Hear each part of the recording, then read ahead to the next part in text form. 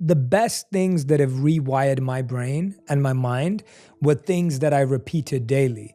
I took something that I loved listening to or loved learning or reading a paragraph of a book, and I would literally just reprogram myself by giving that to my mind every single day. Yeah. And as I'm listening to you talk, I think there's a few really powerful things I wanted to pull out. When I lived as a monk and studied the Vedas, they would talk about thoughts in different modes. And there are 3 modes: the mode of ignorance, the mode of passion, and the mode of goodness. And there's a hierarchy to those thoughts. And so the mode of ignorance would be an unfulfilling thought or a completely fear or insecurity-based thought, which would be, I am not worthy, or I am unlucky and I can't do that. I can't be in love. No one can be in love with me. That's like a mode of ignorance thought.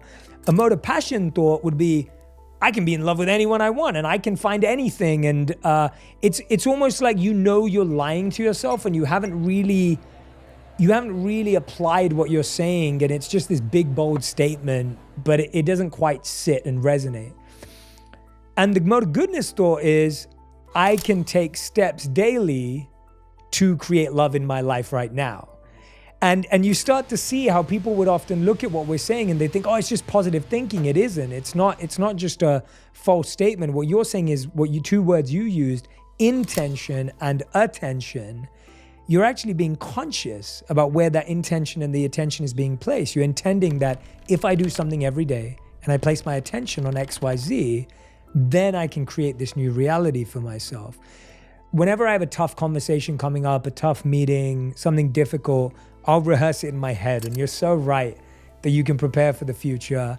Even when I do skydiving or if I'm sitting in a cold plunge, I'm preparing my mind before I even do it. There's no point of just jumping in and diving in.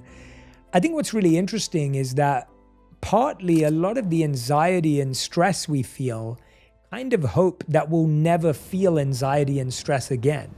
So there's a sense of like, okay, I can get to a place where I never experience anxiety. I almost think that sets us up to be more hurt by the anxiety and inevitable uncertainty we'll feel. I would love to hear your thoughts. Gosh, I would love